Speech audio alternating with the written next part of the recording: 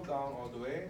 There's a topic discussion forum, and there are 35 or 40 individual topic discussion boards. And each of those discussion boards have a title. So those titles are the topics that you can choose from for your topic discussion. As you can see, there are a few people already declared their ownership for those topics. So you go through this list and see if you can find, well, you have to find one. See which one is most interesting to you, and pick one and go to that discussion. For example, if you're interested in doing a research on remote desktop access protocol, start a new thread, and you don't need anything, just put ... because if you don't put anything, then the system will not let you save it. So put anything, your name or just a dot is enough, and then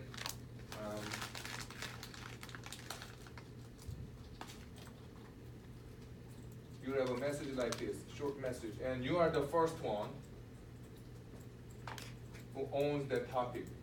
So after you post your message, go back and refresh the screen, and if you still are the first one, based on the timestamp here, then you are the owner. Okay. So if you have a backlog and you posted something and refreshed your screen and you found that another student posted the same placeholder message and your timestamp is after that one, then you have to delete yours and go somewhere else to find pick another topic. Because you have to pick a unique topic in the class.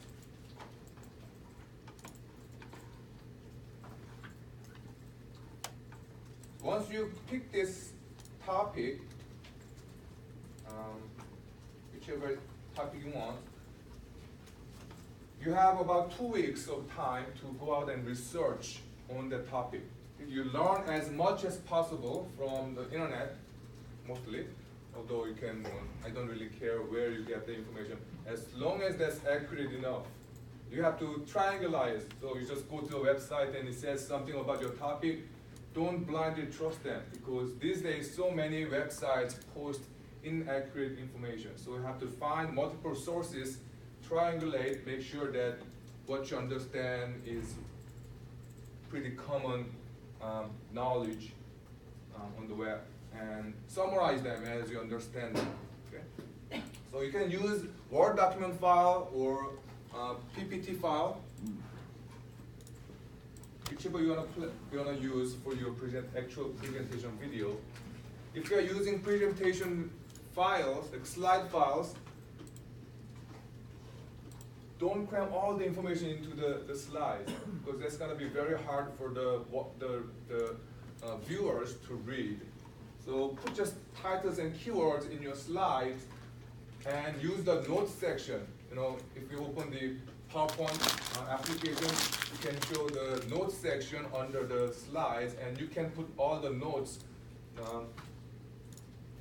as much note as you want to read and study and remember. And you can later submit that file, then I can go through the notes page and understand, evaluate how much information you collected and understood. Okay? When you summarize the information that you found, don't cut and paste. At least rewrite them in your own words. So when you submit them, all the files uploaded to the folder will be automatically go through the Turnitin system. And if it says 80% are redundant to the internet source or previous submissions, then you will not get any score. You will not get any points. Copying and pasting is not a good way to understand things. So at least you have to rewrite them in your own words. And as you do, and as I read what you write, I can have a pretty good feeling of how much understanding you achieved.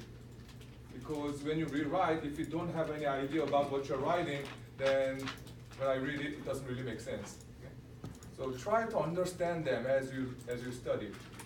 You will have about 2 weeks of time to summarize your knowledge about the topic and upload that to the designated Dropbox folder.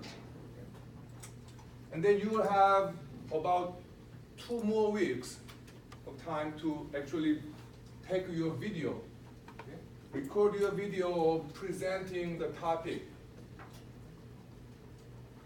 So of course, even after you submit the summary file, you can go on and study further and refine your presentation material. Okay? I don't care even if you make half of the slides again and change the content, that's fine.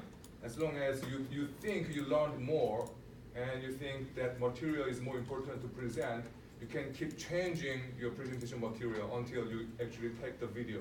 Okay? So once you complete your video recording, post that on the internet, the choice of your website. It can be YouTube, it can be one of your free web hard drive, like a OneDrive or Google Drive. There's so many free places that you can upload your video for free. And make sure you do some kind of access control on that. So don't open it for the public. Okay? Even if you don't mind showing it to the internet, do it later. Okay? I want you to practice at least once to somehow implement the access control on the resource on the internet.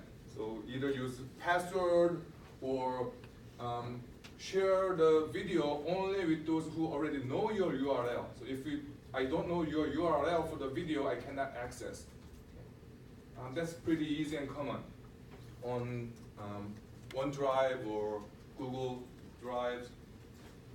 So post that, and then you have the sharing URL, post that on your discussion board under the topic. So anyone who is interested in your topic can go there and click the URL link and watch your video and put a comment. So that will be the next step, but for now, declare your topic, own one topic, and start to study about the topic for the next couple of weeks and summarize them. Any questions regarding this assignment? So this first deliverable will be graded based on the coverage of the scope. So if you say, I'm gonna present about video conferencing traffic management and research totally different topic, write something and submit, then you don't get any points. So how well you cover the topic and how much you understand. Then in the next step, when you show your presentation, then you will be graded on your quality of the presentation itself. How well you present, that means you have to practice, of course, and do better presentation than you usually do when you don't have any practice. So that part, you have to prepare your presentation aid material like slides. You don't have to use any particular presentation aid. You don't have to use PowerPoint slide. You can use the good old flip chart. And actually, in the past couple of years, I saw quite a few students just use like a little cards. He wrote some keywords on the plain white paper, piece of paper with marker, and just flip it and throw it. And that was pretty effective. So whichever way that you feel comfortable and effective, use it. And the last part will be 2 weeks after that. After you guys watch someone else's video and learn about it, go out to the internet and learn more about it by reading some related material, and then come back and share your additional knowledge on the topic on the discussion board. There you will be graded based on the additional intellectual material. How much of knowledge did you further for the other participants in the discussion?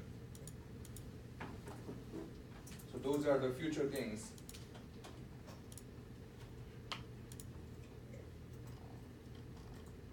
Oh, and some of those topics have this little asterisk mark. Those are the topics that can be confusing if you are not already in the related area. So if you are totally new, try to find something that does not have that mark on that topic. So these ones, this one is not good topic for beginners.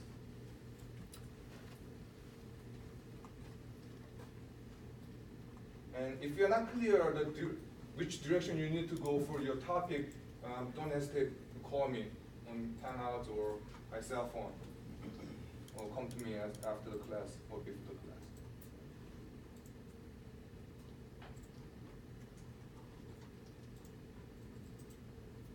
All right, today and probably next week as well, we're gonna cover the mile wide, inch deep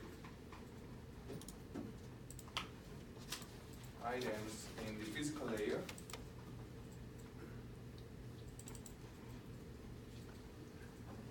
And physical layer is layer 1. And these are the concepts and terms that we need to cover in the first part of the physical layer. So what's data, what's signal, what's analog data, analog signal, digital data, digital signal. What are the types of analog signals and how can you use them? How about the types and attributes of the digital signals, because they are different. And what else do we need to understand? The signal impairment, when your signal deteriorates. And how can you measure the performance of your communication? So what's the difference between data and signal? Data is stationary. Okay? Data is ones and zeros, the information stored in somewhere, in your hard drive, or in your thumb drive, or in analog real world. Picture is a data, right? Picture is an information stored on a canvas, whereas signal is just data transformed to something that can carry the same meaning over the medium. So they are in motion. It can be electric or electromagnetic or optical or sound. Anything that you can make use of or the engineers decide to make use of can be a signal. And when you convert, so you can have analog data and digital data. Most of the natural stuff are analog. Pictures, a painter draw a picture. Is that analog or digital? Analog. Analog. When you paint red paint on a piece of paper, you just fill the whole paper with red paint. There's a limitation to your human eyes, but there may be some gradation in red. And it's hard to tell where the first gradation and the second gradation level change. It's impossible to say where the data level change in analog. But if you use anything that use digital system, like draw something on the computer, then it becomes digital data. Because you say, what's the number that represents the redness on your pixel? And you know where the pixel starts and where the next pixel ends. And where the one pixel ends and next pixel starts. So if you enlarge your picture enough, then you will see something like the Minecraft characters, right?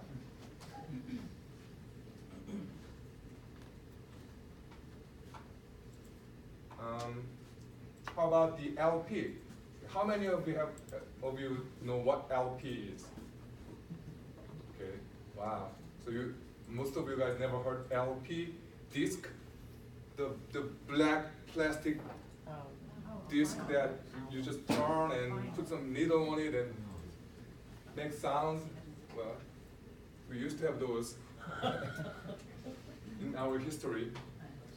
And those are analog data. You have grooves, very, very teeny tiny grooves on plastic surface. And the thin needle sends that depth to create the sound. And there's no such thing as ones and zeros. It's not like whether you have groove and no groove. You have the unlimited number of continuum of the depth going up and down. So those are analog. Now, you have digital. You have a picture that is analog that a painter drew on a piece of paper. You take a picture of that picture and show it on your screen. Okay? You see exact same picture, but it looks like exact same, but they are digital. Because once you enlarge enough, you can see the difference, the lines between pixels, changes in the color. And you can tell where the color changes exactly. And you can actually convert each color into a number or symbols that represent the color. You play music from the LP player, record it, store it in your computer, and listen to it again. You may even have a better quality of music when you do that, but they are totally different. The one that you have saved in your computer are stored in ones and zeros. Those are digital. So it's not about how you feel, because human has limitation in the sensory organs, but what kind of format it takes to be stored either on natural material, like you draw a picture on a rock, like caveman, or in a hard drive. And the same thing happens when it transforms to signals, okay? So human can sense sounds and pictures and lights and things. Those are all analog because they come to your eyes, come to your ears. Even if you listen to music from your computer directly, it goes through the line into your ears, like use your earbud or something. But once they are played, the signal comes to your ears in an analog format. So only the computer-to-computer communication will use digital signaling, and anything that goes to the human, they will be analog signal.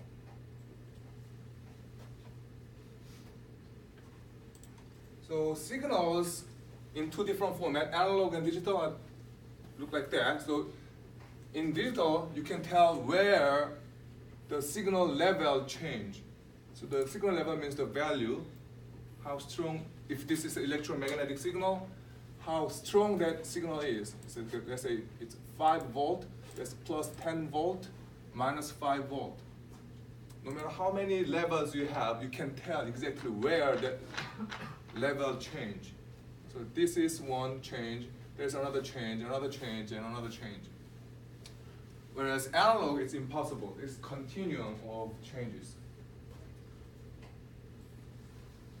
As I said, most natural signals, you have this kind of format.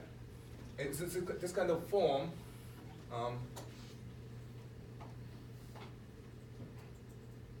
And all analog signals have the 3 characteristics: amplitude, frequency, and phase.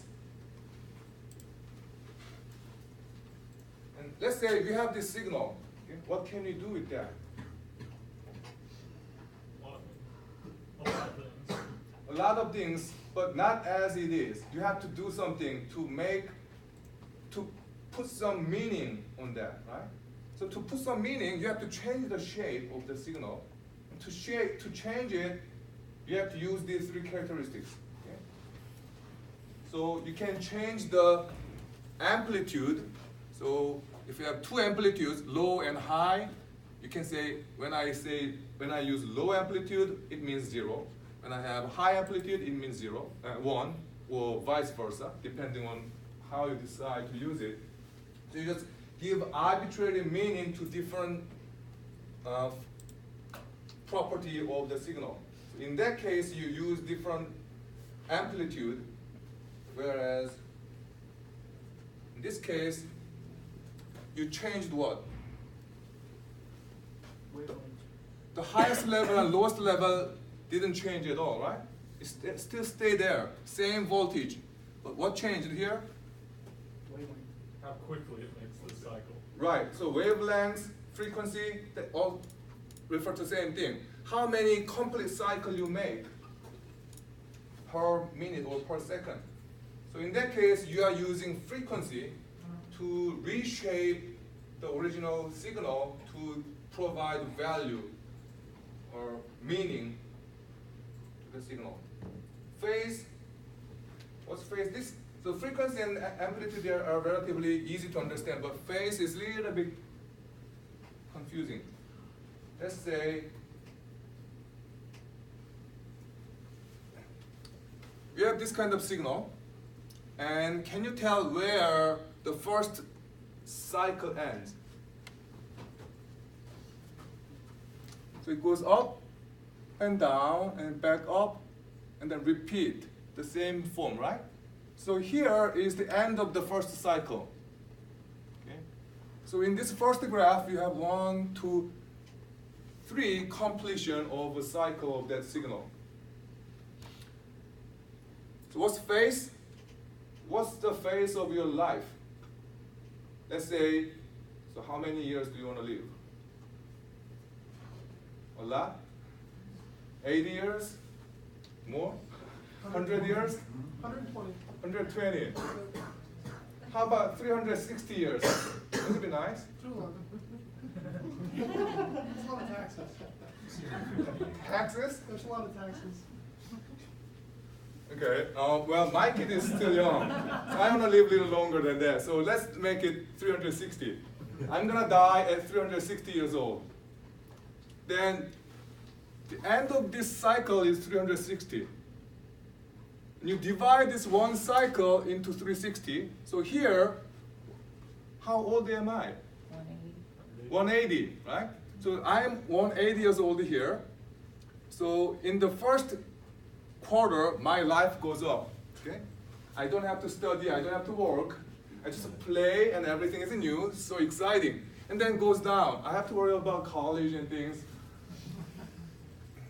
And then after the midpoint of my life, it plunges down. So I have to feed my kid, to worry about the college, tuition, fight with my wife, and my body starts to ache. And hopefully, by the 3/4 of the life, it gets better. You start to have more time to enjoy. You have grandkids to play with, things like that. And it's a little better, and at the end, your net is 0 by the time you die. But imagine that one day, you're in your peak point, went to bed, and woke up and realized you are old. You look at the mirror, and you are 180-year-old. No, it's not 180-year-old. What's this point? 270? Yeah. 3/4. Yeah, 270 years old. From what? 90 years old, you went to bed and woke up and you realized you are 270. You lost how many years of your life? 180. 180. That's a big phase change, right? So, at the point, you can say, all right, I lost half of my life, 180 years, and when I lose 180 years of my life, I would say this means bad. Okay? Really bad. Too bad I cannot use that word in the classroom, right? So you can put some meaning on that. Okay? I did something really bad, so God did something bad to me. Or you woke up and realized you lost 9 years old. Okay? You fast forward your life 9 years old. And then you can mean something, right? I did some mistake somewhere, right? So you can change your phase of your life and put some different meanings depending on how many years you lost to your life. So those are phase changes. You generate the signals and suddenly shift the phase and say, hey, that means something. 180-degree change, that means 0. 90-degree change, that means 1. So those are amplitude, frequency, and phase. Then what's wavelength? Wavelength is the physical length of a signal. Okay? So as time goes, the signal will change the value, the amplitude up and down, and propagate little teeny tiny amount of distance. And you actually measure the distance, physical distance of the beginning and end of the signal, and you say wavelength.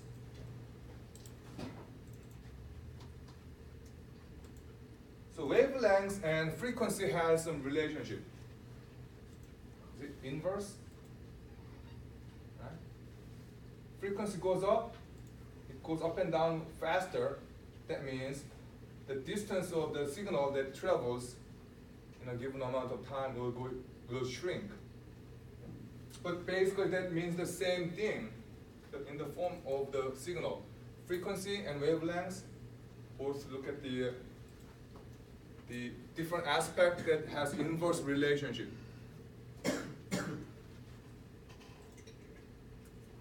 And traditionally, in electromagnetic signals, you use frequency to represent the characteristics or types of your signal, whereas you use wavelengths to refer to different types of light signals.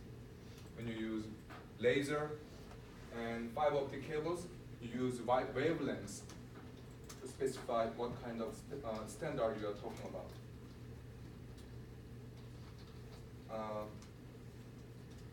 Can anyone guess where this picture is from? Star Wars, which one is it? That's where Paul shot the laser and Kylo Ren stopped the laser. I think that's purely theoretical.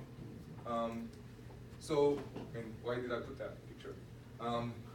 Signal propagates, they never stop. Because there will be wavelengths. Unless you stop a light, in that case, there's the frequency will be, well, you cannot measure the frequency or wavelengths because they will not propagate. Don't be too serious. That's purely theoretical. Then how can you represent the signals? Because you have to explain what kind of signal you use for your transmission of the signals. This is typical representation of your signal. This is periodic signal. And this x-axis represents the time. So as time goes, the signal changes the value, the amplitude, up and down, and then propagate throughout the physical space. The second one shows the exact same signal, but in different domain. So here, the y-axis still represent amplitude, but x-axis represent the frequency. So unless your signal change the frequency, this value on x will not change. So in this diagram, do you see any change in the frequency? No. The frequency or wavelengths never changed from the beginning to the end, right? So there's only one frequency. You just count how many life cycles the signal completed per second, and that's the hertz.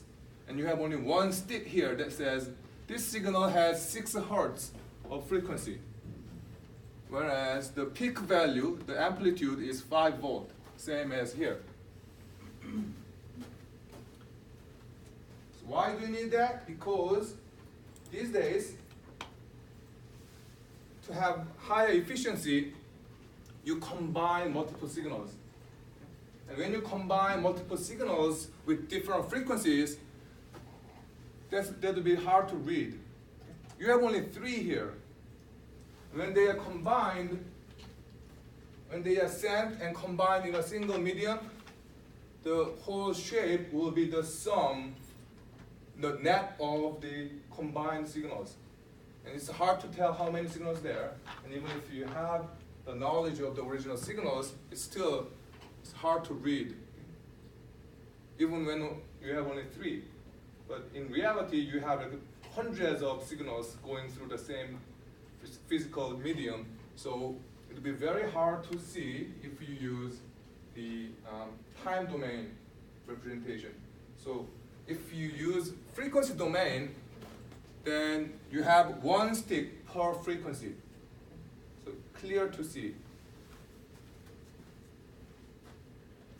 And when you talk about a lot of different signals going through the same medium,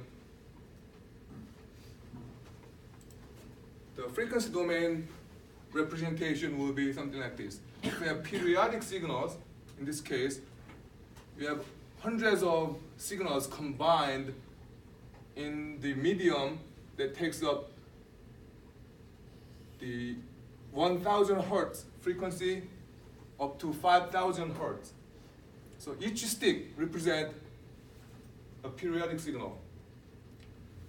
If those signals are combined or are not periodic, like this analog signal, if you say something, your voice will look like this.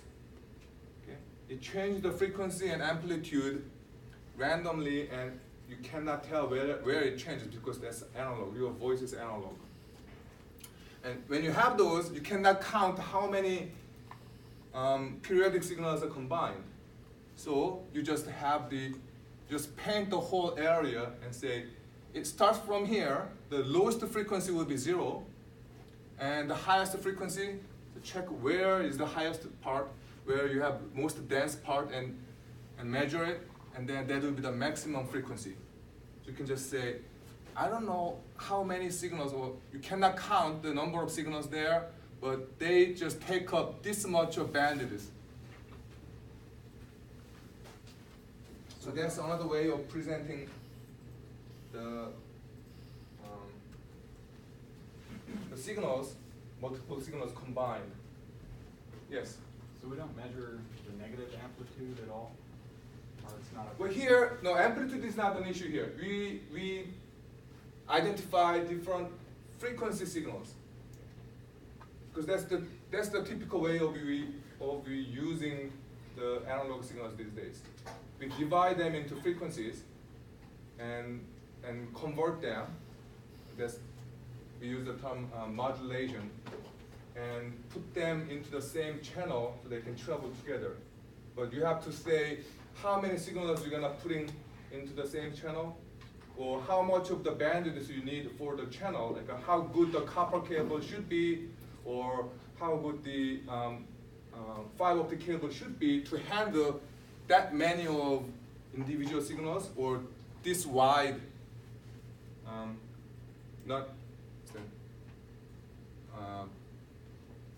irregular signals.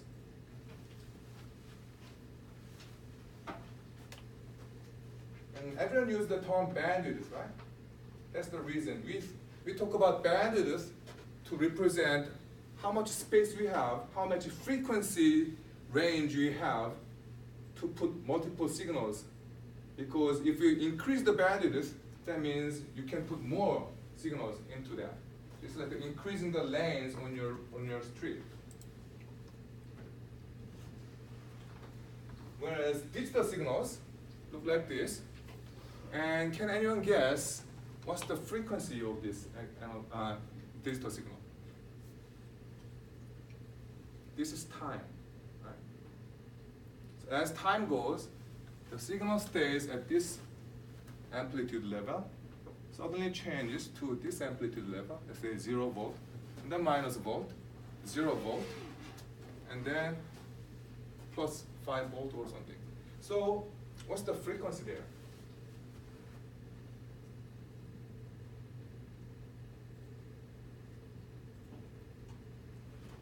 Guess? It's inconsistent, I believe, or it's always changing, right? Is it? If Or it's no, already it's always consistent, it's whatever you choose to divide time by, right? right, so that part consistent. Yeah. It's consistent here. That means the voltage is consistent, meaning there's no cycle. So when you don't have no cycle at all, the frequency is 0, right? How about here? 0, 0, 0, 0, 0. So digital signals have a 0 frequency. Is that natural? No. That's DC electric, and it's not natural at all. And indeed, because they are not natural, they cannot travel far. And a couple of other terms that you need to understand is signal versus data. Signal level refers to the different voltage or whatever attribute of the signal that represent meaning. So in this case, how many different levels do you have that represent meaning? We have plus something, like let's say plus 5 volt, 0 volt. Do you see any other different level? That's all, right? You have either plus or 0. So you have 2 levels of signal. So those are signal levels. How about the meaning? You put 0 or 1. So you have only 2 different data level. So in the first diagram, you see 2 signal levels and 2 data levels. Whereas the second one, you have 3 different levels of amplitude, right? Plus, 0, minus. 3 different signal levels, whereas each level represents only 1 bit, and you have only 2, either 0 or 1 symbols that are loaded to those different signals. Okay? So the data level is still 2. It will be either 0 or 1. You don't have anything else that can carry with the signal. So depending on how you design the signal, you can carry different number of symbols or data. In this case, symbol means ones and zeros. Ones and zeros are the digital symbols. If you increase the number of signal levels, so how many signal levels here? 2. How many signal levels here? 4. 1, 2, 3, 4 different levels, right? If you have 4 different signal levels, you can assign 2 bits per signal, right? If you have 4 different things, let's say you have 4 different colors and you can assign meaning to them. Red, yellow, red means danger, green means safe, blue means cold. Oh, I already used red, right? What else can I use? Orange, caution. So you can assign those 4 meanings, right? If you have 4 different levels. In this case, if you assign ones and zeros, the binary signals, then you can put either 0, 0, 0, 1, 1, 0, or 1, 1 for the 4 different levels. Of course, if you can increase the signal level more, then you can assign 3 bits per signal, 4 bits per signal level, 5 bits per signal level, as you increase the number of levels, signal levels. Okay? So that's how, also depends on how you design the signals. You can have infinite number of multiple levels, then it would be hard for the receiver to understand what level it is.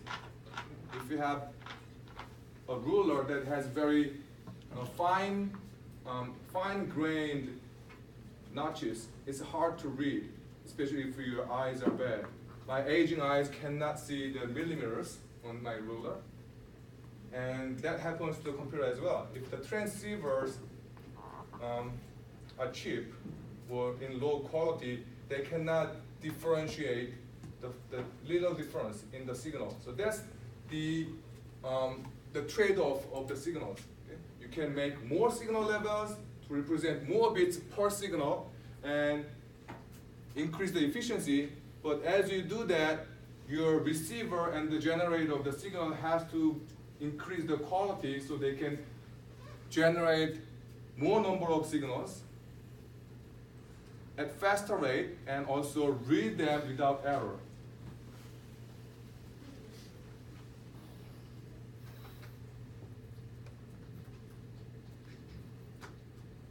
Then how about bit rate? Bit rates are actually the number of bits that are transmitted. Okay? The data level just counts how many different bits, different symbols you can represent. So here, 0001, 1011. There are 4 different data levels. That doesn't mean that you can transmit 4 bits per second or anything like that. You actually count how many bits are transmitted per second, and that's the bit rate. So what's the bit rate here? You have 16 bits transmitted per second. So compared to the first one, the efficiency is much higher. First one is 8 bit per second, 8 bps. Second one is 16 bit per second. By increasing the number of signal level, you increase the bit rate.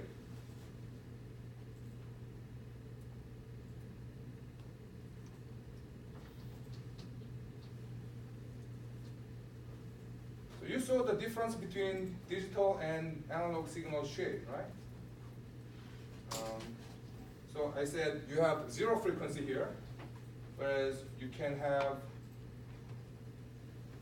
a lot of different frequencies of signals combined in a single medium. Okay? Then how can we utilize them?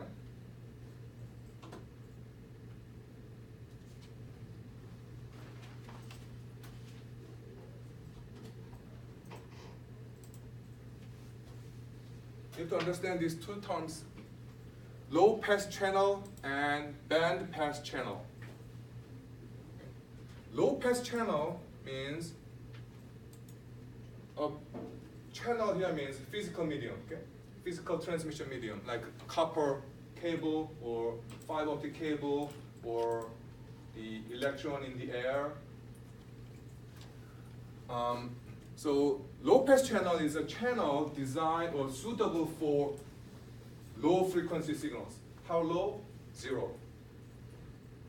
So band pass the low pass channel is for 0 frequency signal. Is that digital or analog? Digital. Digital. So digital signals need low pass channel because it has to use 0 frequency signal. It has to stay constant. +5, 0, -5, whatever level it has, the frequency is 0. It doesn't fluctuate. Whereas band pass channel is a medium that is suitable for different bands of signals. Here, bands means a fraction of frequency that different signal can utilize. So think about your FM, AM radio, right? You say, what's the band? Each individual station has its own band. They utilize that band, which is a part of the whole frequency that is allowed for AM or FM radio service. So band pass channel is that kind of high capacity medium where you can divide the frequency into smaller pieces and transmit multiple signals at the same time. Okay? So those are talking about the characteristics of the medium.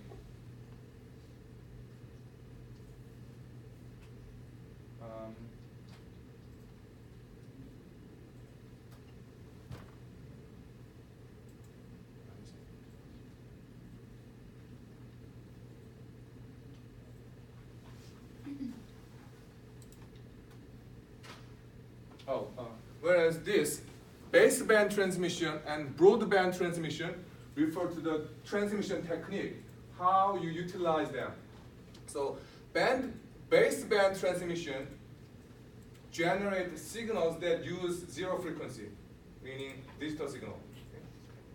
So when you have baseband transmission, what happens if you have two signals that use zero frequency shoot to the same signal, same channel? Interfere. There will be a collision. Okay? You cannot transmit two or more than one signal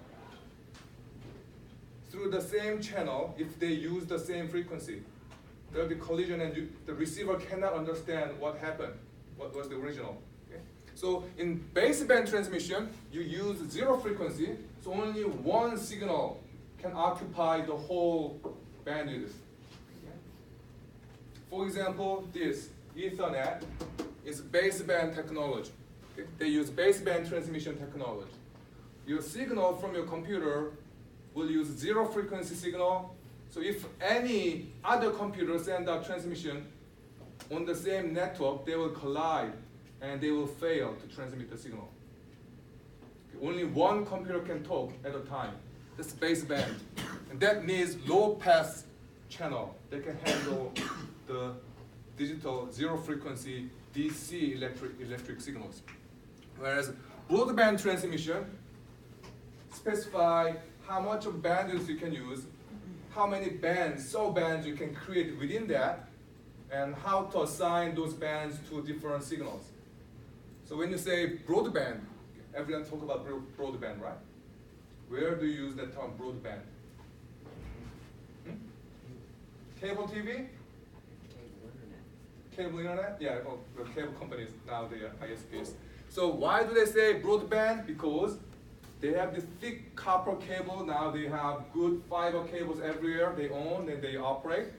They use the whole bandwidth by dividing them into small bands, bands, and use some for their cable signals. Right? The video, the different TV channels use a part of them, and then use some other bands for upstream internet data communication, some others for downstream communication. So they use multiple sub-bands divided by different frequencies.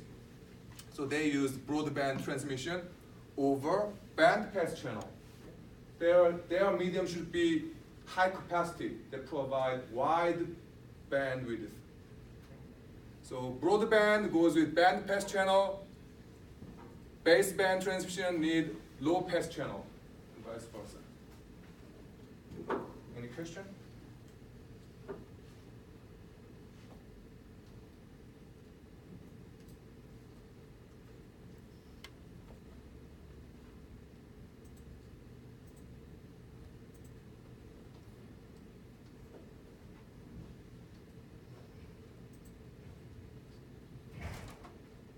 I briefly mentioned about modulation. So modulation is a technique that use analog signal to transmit meaning that represent ones and zeros. Ones and zeros are digital data. So how can you transmit digital to analog signal? So you change the shape of the original analog signal to make it look like it represents digital signal. So you can increase the frequency or the amplitude or reduce the amplitude to represent different levels, which represent different ones and zeros. And that process, giving a massage to your analog signal to change the shape, either by changing the frequency, amplitude, or phase, and make it represent another meaning, and that's called modulation. How many of you have used modem? Not cable modem, the dial-up modems. So that original name came from modulation and demodulation. Computers use digital data. Your telephone lines that we still had in analog system 30 years ago have to modulate and demodulate to convert data to signal back to data. Let's talk about impairment of the signal. So signal can go bad, and these are three categories of the cause: attenuation, distortion, and noise. attenuation is the weakening of the signal. Usually as the signal travels long distance, the power becomes weaker. Okay? So when you shout to your family member or roommate, if the roommate is in over 3 different rooms, then he or she cannot hear it well. You cannot express your anger very well. Right? So you use the term decibel to represent the length or weakening of the signal. And to fight that, you can have amplifier or regenerator to magnify the signal. If that's analog, you use amplifier. The bad thing is the amplifier just magnify whatever it receives. So if it already received the bad signal will be magnified. It will not be very clear. Whereas regenerator, they can categorize all the inbound data into 0 or 1. You have 50-50 chance, right?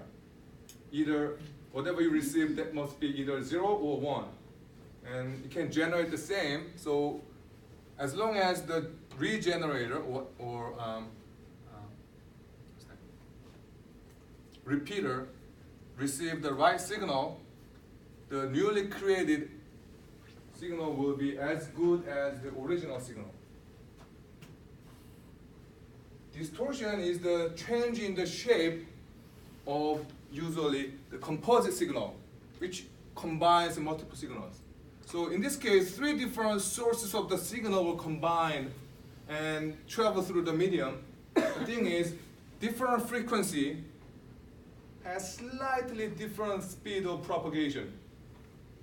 Okay? Also, their characteristics is different. So when they meet certain object, like the water vapor, like a cloud, or hit a wall, some are weakened or slowed down more than the others. So when they are received, the shape is distorted like this.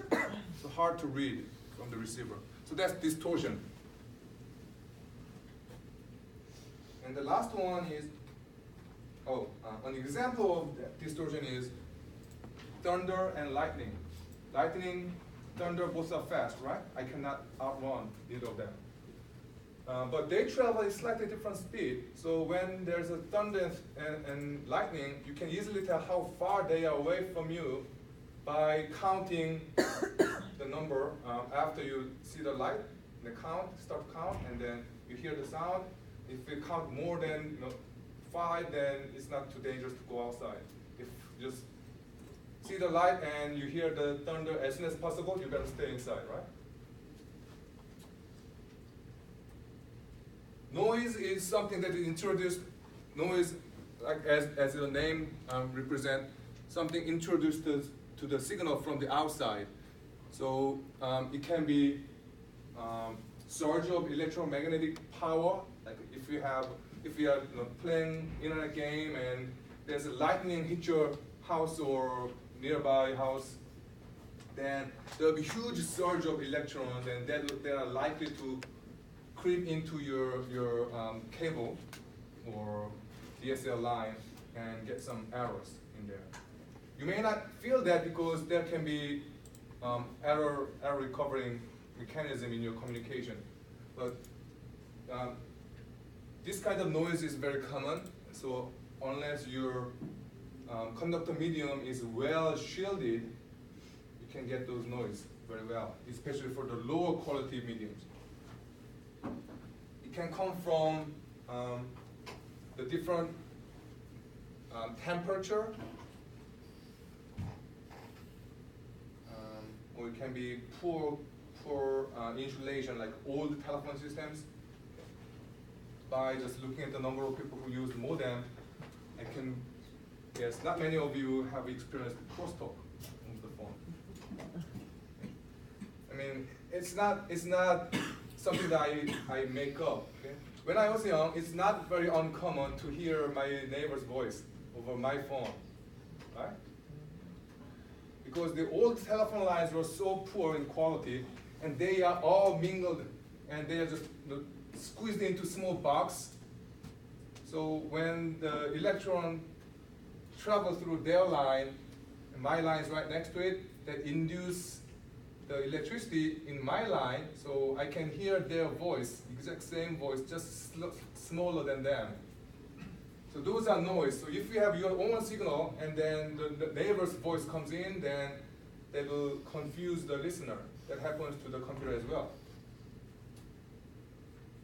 And that's why the shielded twisted pair cable is so expensive, but they were a kind of critical necessity if we are running those cables in an environment like a electric power plant. Lots of electromagnetic noise around, so you have to shield your signals. And that's another reason that fiber optic cable is so popular, so much preferred these days. They are almost invincible to any kind of electromagnetic signal, although then physical stress can break them. Performance. So I said already, bandwidth can represent the performance as well as the actual width of the frequency range.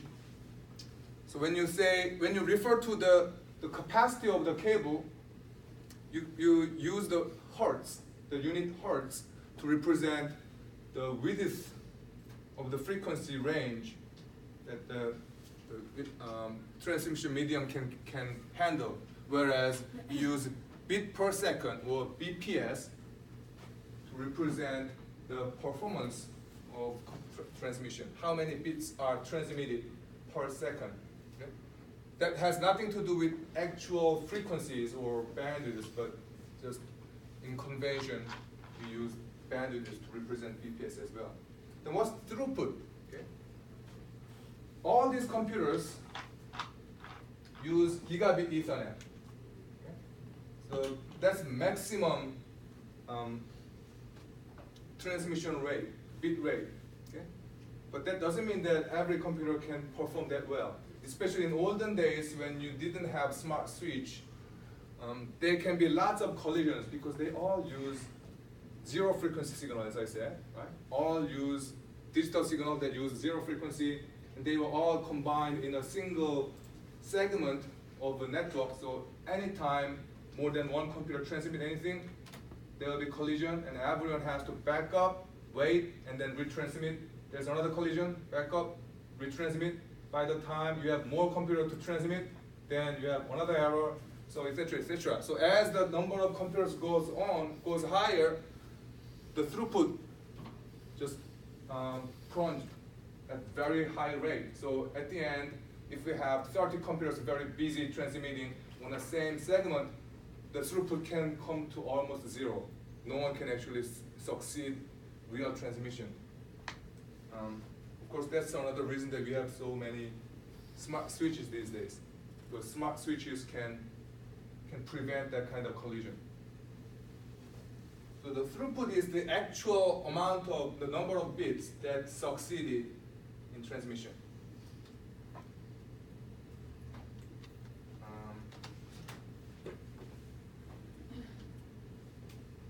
So when you think about the bandwidth that you need, you have to think about what kind of service you need first. So for example, in a very simplified example, you want a transmission system and infrastructure to watch your TV. And you want an HD TV, not the latest HD TV, whatever that is, but the old HD TV that use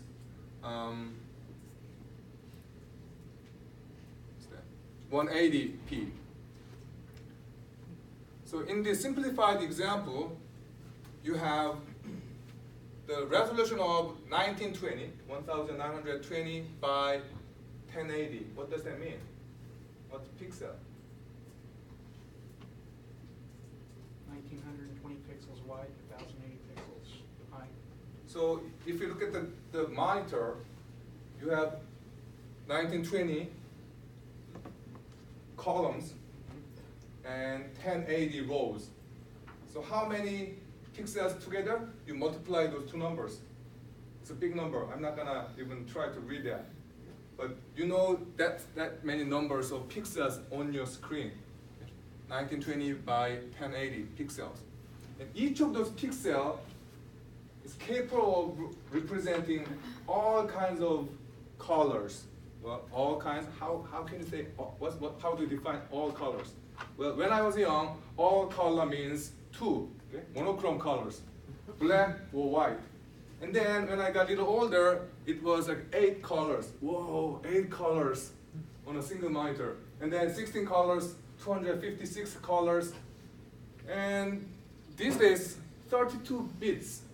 So 2 raised to 32/32 power is the different number of colors that a single pixel can represent.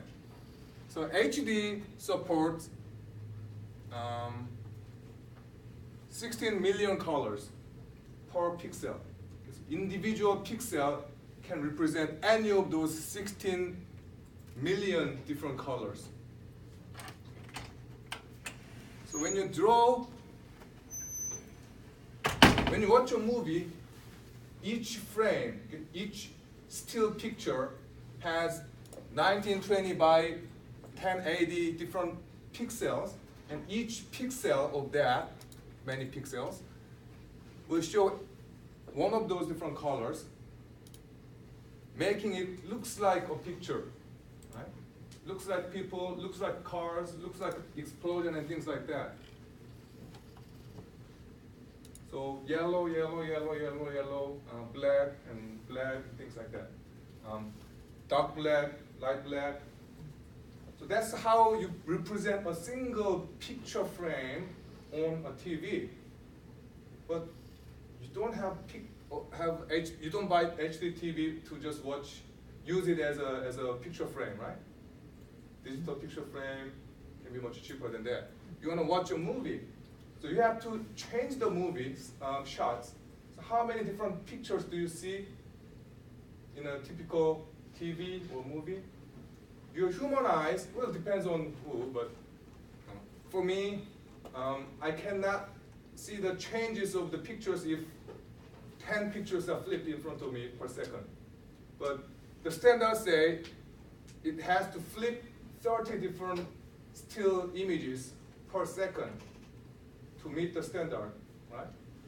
So that means you draw a picture which has this many pixels, 1920 by 1080, and each pixel needs enough data to represent one of the 16 million colors, and you draw those pictures 30 times per second.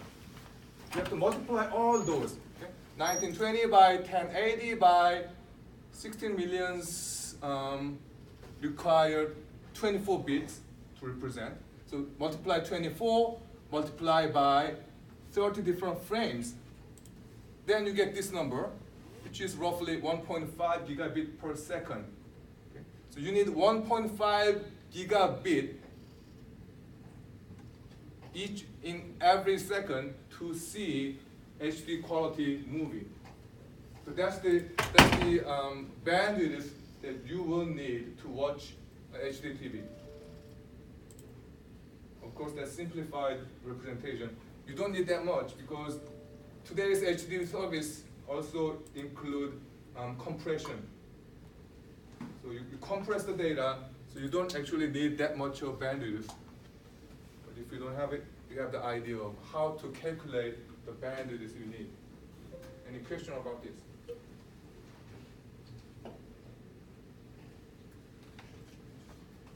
Latency means the slowing down of signal or communication. And there can be several different factors. One is propagation time. If we are far away, you will have to wait more. Well, we are talking about electromagnetic or light signals. Does it still matter? In many cases, you will rarely feel the propagation time delay, but if you think about satellite communication, most satellites are at least 10 years old, and transmission speed is not that fast, and they are far, far away. So you have to send it up and down, and then finish their travel through the landline. So in that case, propagation time can be significant. Then transmission time.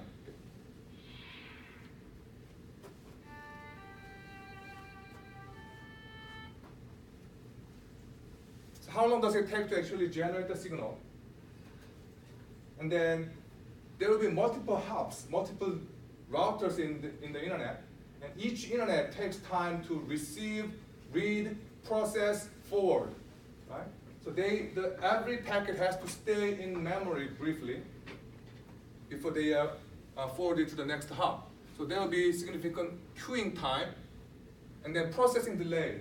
The routers and computers actually read and do something before they forward the packet. So that's processing delay. So when you find that a website is really slow, it can be any of those factors. You cannot blame your ISP. You cannot blame the the web service owner. You have to check several things before you can conclude where to point your finger at.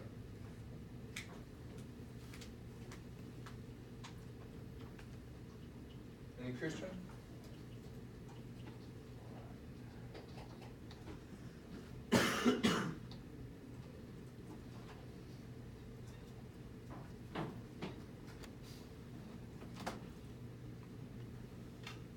Let's take 5-minute break.